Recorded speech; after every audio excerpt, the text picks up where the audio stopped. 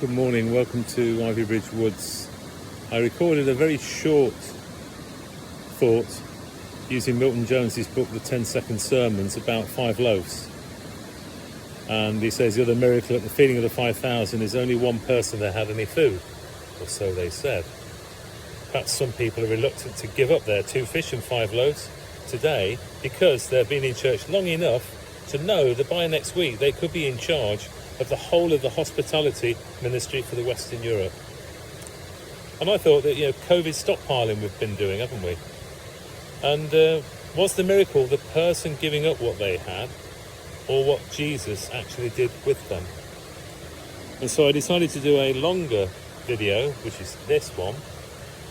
And so I'm going to read the passage that tells us the story of Jesus feeding the 5,000. Hiya. So this is Matthew chapter 14, verses 13 to 21. And in my cathedral there are many people, but it's lovely to see people walking in the woods. So when Jesus heard about his cousin's death, he went off by boat to be alone, but the crowds followed him. When Jesus landed and saw how many there were, his heart went out to them. All day long he healed the sick until evening drew in, and his followers began to fret about how all the people were going to eat. It's getting late and there's nothing to eat out here. Shouldn't you send the people home? Jesus said, "You feed them." "Are you joking?" they replied. "We've no more than 5 bread rolls and a couple of fish between us." "Bring them to me," said Jesus. He sat the people down and then, looking up to heaven, thanked God for the food. He broke the bread and the fish into pieces and handed them to his followers, who then passed them out among the crowds. The food kept coming until several thousand people had eaten their fill. Even then, there was still plenty over. And that's from the Bible Society Who interpretation of that passage.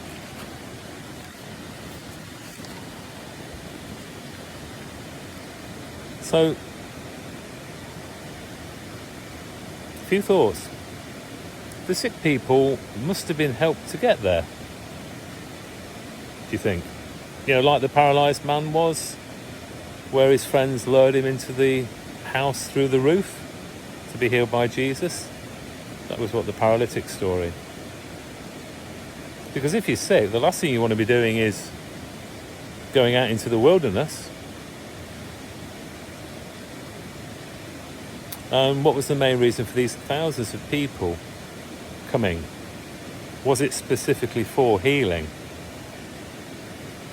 Was the expectation of a miracle the thing that drove them to go into wilderness? Or was it the person they came to see? What about us? And did the people expect to be fed? Or if Jesus hadn't done that miracle, would they have starved in the wilderness? Or would they have been able to get home? When you become sick, you can tend to be helpless, vulnerable, confused, scared. And a friend of mine has just had a kidney transplant. And he is struggling with pain at the moment, so if you can pray for him, I'd be grateful. And he's going through all these emotions. And he's laying in a hospital bed being cared for by the NHS and receiving treatment for these people who had nothing. They were putting all their hope in Jesus Christ. I just highlighted a couple of lines in the passage. The crowds followed him. They weren't randomly going into the wilderness. They followed him. And Jesus saw how many. His heart went out to them. But don't forget that when the woman who grabbed hold of his robe asked to be healed. Morning. Morning. When the woman grabbed hold of Jesus' robe and asked to be healed, he did. So his heart went out to one woman or thousands. It says that all day long he healed the sick. So that was what he was focusing on, was healing. Until evening drew in. And then the disciples said, "Well, you've done your stuff now, Jesus. Get them all to pack off home." Jesus said, no, feed them.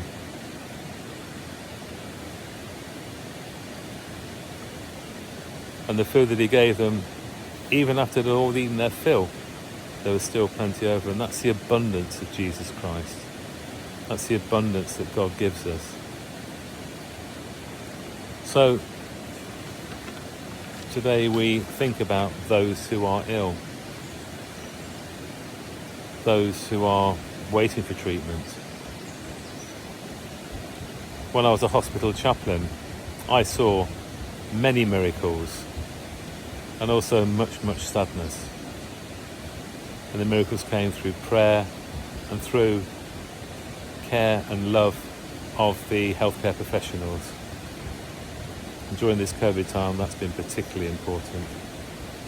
Anyway, enough rambling. God bless you. Take care.